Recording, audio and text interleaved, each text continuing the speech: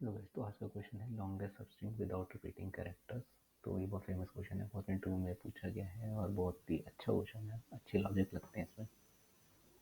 तो आपको एक स्ट्रिंग गिवन है, तो आपको ऐसी स्ट्रिंग निकालनी है जो लॉन्गेस्ट सबस्ट्रिंग है और उसमें रिपीटिंग कैरेक्टर्स नहीं है। तो जैसे एग्जांपल 1 ले लेते हैं, इसमें ए बी सी है, तो ये लॉन्गेस्ट कॉमन सबस्ट्रिंग है विदाउट रिपीटिंग, क्योंकि बाद में ए आ जाएगा तो ये लॉन्गेस्ट नहीं बचेगी। बी सी बी नहीं है, बी सी है लॉन्गेस्ट सबस्ट्रिंग है, लेकिन लेंथ उसकी 2 है। ऐसे ही अगर ट्रिपल भी वो इनपुट देगा तो उसकी लेंथ बी की होगी 1 होगी, तो 1 लेंथ रिटर्न करेगा। इसमें एक तो पी डब्ल्यू होगा, दूसरा डब्ल्यू के ई हो सकता है, ई डब्ल्यू हो सकता है, डब्ल्यू हो सकता है। तो डब्ल्यू के is the longest common substring. दिखने में इजी, थोड़ा लॉजिक लगाने पड़ते हैं इस क्वेश्चन में। तो आपको कंस्ट्रेंट हो दिए हुए हैं, तो जो स्ट्रिंग की लेंथ होगी वो 0 हो सकती है, तो आपको ध्यान रखना है।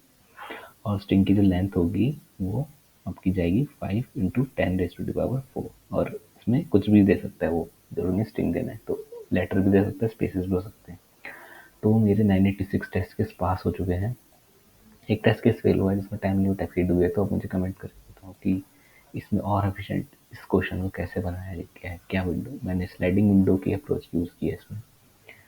तो मैं आपको अप्रोच बता देता हूँ कि एग्जांपल लेके, जैसे मैंने एग्जांपल लिया है पी डब्ल्यू डब्ल्यू के ई डब्ल्यू। तो आपको वो इनपुट कुछ भी दे सकता है, आपको ध्यान में रखना है, क्योंकि आपको 986 टेस्ट केस पास करवाने हैं। और सोचो कुछ भी इनपुट दे सकता है, लेटर, कैरेक्टर, नंबर। तो आपको एक अप्रोच ध्यान में रखनी है। तो जिसमें मैंने स्ट्रिंग ली है, तो मैंने एक रिजल्ट स्ट्रिंग ले लिया है जिसको मैं अपेंड करूंगा। मैं बताऊंगा आप मैंने क्या अप्रोच लगाई है। दो मैंने एरे लिस्ट लिया है, स्टार्ट किया। अगर लेंथ स्ट्रिंग की 0 है तो जो मैक्सिमम लेंथ होगी वो 0 ही होगी, ठीक है। तो मैं 0 रिटर्न करा दूंगा। तो आपको ये टेस्ट केस भी ध्यान रखना है, ये दिस इज द वन पर टेस्ट केस। एल्स में जाऊंगा, एक मैं लूप लगाऊंगा इसकी लेंथ के लिए और दूसरा इटरेट करूंगा। तो मैंने स्लाइडिंग विंडो इस्तेमाल किया है, तो मैं पी से स्टार्ट करूंगा और देखूंगा कि जैसे पी डब्ल्यू आया तो लॉन्गेस्ट सबस्ट्रिंग थी, ठीक है। एक डब्ल्यू आ गया, अब लॉन्गेस्ट सबस्ट्रिंग नहीं है, तो यहीं पे कट हो जाएगा। सिमिलरली डब्ल्यू से एंड ऑफ द स्ट्रिंग तक आइटरेट करूंगा, फिर डब्ल्यू से यहाँ तक, फिर के से डब्ल्यू तक। ऐसे मेरे पास ये वाली स्ट्रिंग जनरेट होंगी, जिसमें से डब्ल्यू के ई और के E W length of 3 longest substring है मेरी।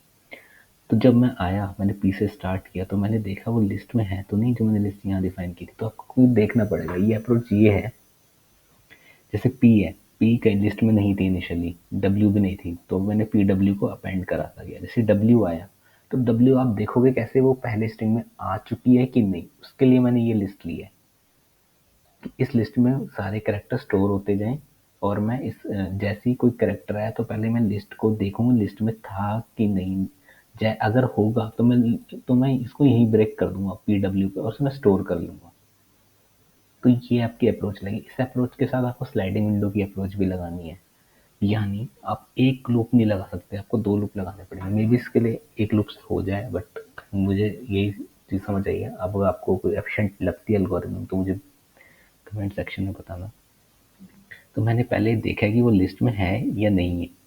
अगर वो लिस्ट में नहीं है तो मैंने एक स्ट्रिंग जो आर ली थी उसमें अपेंड कराया है। जैसे पहले पी अपेंड होगा, फिर डब्ल्यू अपेंड होगा और लिस्ट में ऐड करवा दिया है। ये लिस्ट में इसलिए ऐड करवाया है क्योंकि मैं लिस्ट को देख सकूं कि वो लिस्ट अगर नया नेक्स्ट कैरेक्टर आता है कि लिस्ट में था कि नहीं था। ये बहुत इंपॉर्टेंट है क्योंकि आपको वहीं से ब्रेक मारना है।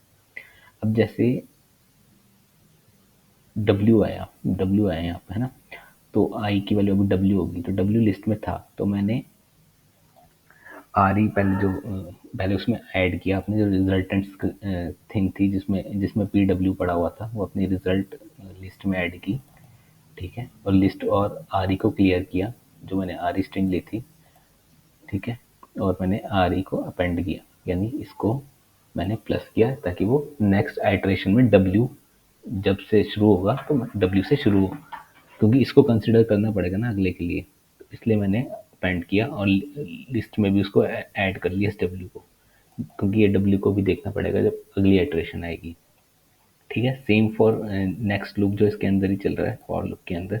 जैसे अभी पी उठा है तो फिर यहाँ से डब्ल्यू उठेगा, ठीक है। तो डब्ल्यू के लिए भी सेम अप्रोच इफ और एल्स लगाने पड़ेंगे आपको। और जैसे ही ये इनर लूप कंप्लीट होगा, आपको जो स्ट्रिंग और लिस्ट है जो क्लियर करनी पड़ेगी नेक्स्ट आइटरेशन के लिए। नेक्स्ट आइटरेशन यानी जो चलेगी W से W तक, फिर जो नेक्स्ट आइटरेशन चलेगी W से W तक। तो ऐसे ही आपको इस विंडो में जो मैक्सिमम स्ट्रिंग है विदाउट रिपीटिंग कैरेक्टर्स वो आपको रिजल्टेंट में ऐड करनी पड़ेगी, ठीक है। और रिजल्टेंट में से मैक्सिमम की वैल्यू आपको सॉर्ट करनी पड़ेगी। तो मैंने सॉर्ट के लिए लूप लगाया उस रिजल्टेंट लिस्ट में, और देखिए मैक्स की वैल्यू मैंने मिन ले ली है अभी।